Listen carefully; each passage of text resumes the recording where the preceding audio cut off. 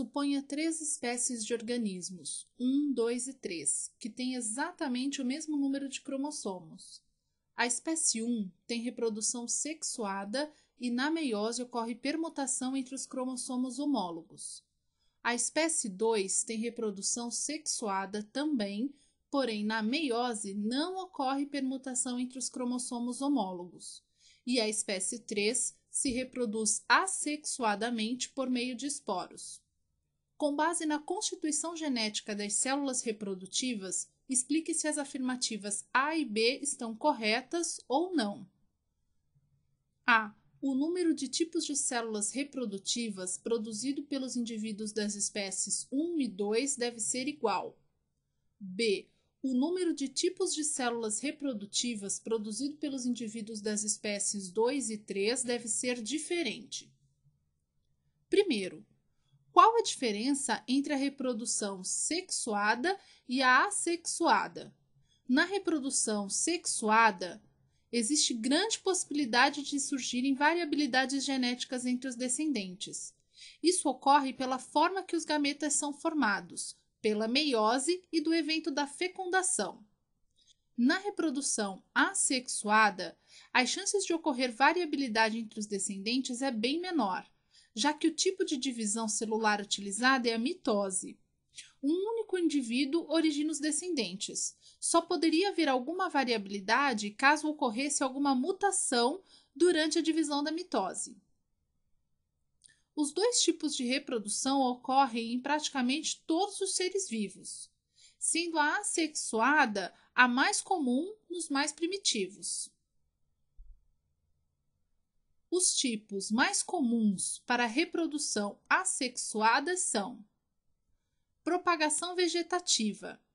É quando ocorre o plantio de um fragmento de caule ou folha de um vegetal.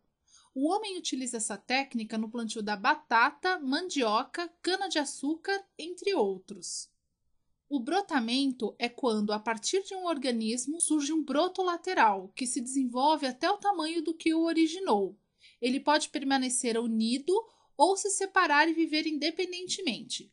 Ocorrem poríferos, quinidários, assídias, leveduras, como a da foto, entre outros. A cisciparidade é quando um indivíduo se divide em dois. É característico em organismos unicelulares, como bactérias, paramécios, amebas, como esta, e algas planárias e também em poliquetos. A reprodução múltipla é quando um mesmo organismo produz vários descendentes simultaneamente. Pode ser por esporulação, em que esporos são liberados do organismo e se desenvolvem, que ocorre em protozoários e fungos, ou esquizogonia, que ocorre em plasmódio e na malária, e também a estrobilização, que é comum aos coleuterados. A regeneração pode ser usada eventualmente como forma de reprodução. O ser se fragmenta em pedaços e regenera as partes faltantes de cada parte. Ocorre nos plateumintos, no caso a planária. Às vezes, a regeneração é utilizada também para repor uma parte perdida do organismo, sem a finalidade de reprodução. Isso acontece apenas para completar o organismo que foi danificado por algum motivo. Pode ocorrer, por exemplo, em caranguejos, que perdem uma pata, ou em lagartixas, que perdem a cauda. A reprodução sexuada dos seres pluricelulares eucariontes, que são seres que têm seu conteúdo nuclear separado por membrana, ocorre pela meiose, para a formação dos gametas, que são haploides. Gametas haploides querem dizer que tem a metade do número de cromossomos da célula original. Ocorre a fecundação, que é a união dos gametas para a formação do zigoto, que volta a ser diploide, 2N. A meiose é um tipo de divisão em que uma célula diploide produz 4 células haploides, sendo considerada, portanto, uma divisão reducional.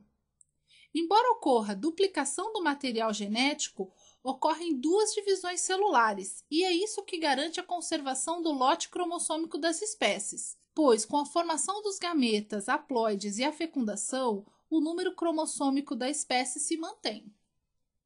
A meiose ocorre em 2 etapas, separadas por um curto intervalo chamado intercinese.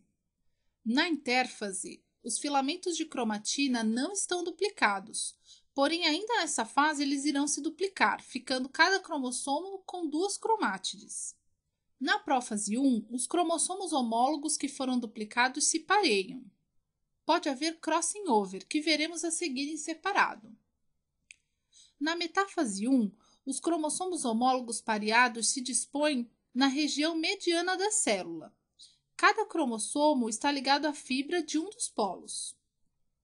Na anáfase 1, ocorre o encurtamento das fibras do fuso, separando os cromossomos homólogos, conduzindo-os para os polos opostos da célula. Após a telófase 1 e prófase 2, teremos 2 células filhas haploides. Apesar de aqui mostrar as 2 fases juntas, existe um intervalo entre elas, que, como eu disse, é chamado de intercinese.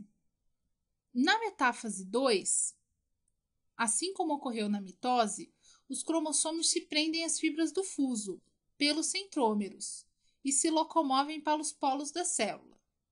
Na anáfase 2, os centrômeros são duplicados e as cromátides irmãs se separam. Na telófase 2, ocorre a citocinese e teremos no final do processo 4 células filhas haploides, ou seja, com a metade da quantidade de cromossomos que a célula inicial. Lembra que eu falei sobre o crossing over? Durante a meiose pode ocorrer um fenômeno chamado de crossing over. Ele é um dos principais motivos da variabilidade na divisão meiótica. Ele ocorre em cromátides homólogas. Essas cromátides se quebram em determinados pontos e trocam esses pedaços entre si. Estas trocas causam o surgimento de novas sequências de genes e, consequentemente, novas proteínas serão codificadas. Isso quer dizer que, após a ocorrência do crossing over, a sequência de genes pode ser diferente da original. Essas alterações são chamadas de alterações gênicas, que contribuem para a maior variabilidade das características nas células após a ocorrência da meiose. Essa troca de pedaços de sequências de genes ocorre aleatoriamente. Vamos voltar agora ao exercício.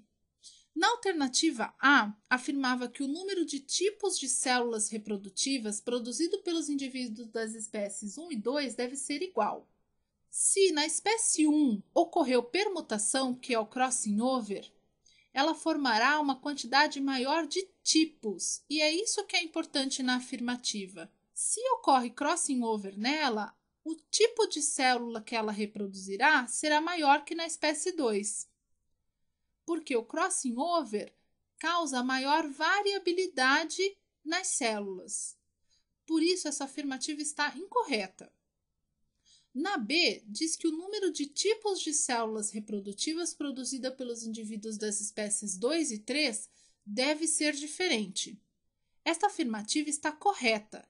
A não ser que ocorra alguma mutação, não haverá nenhuma variabilidade na espécie 3 que se reproduziu assexuadamente. Por isso, essa afirmativa está correta e a questão está encerrada.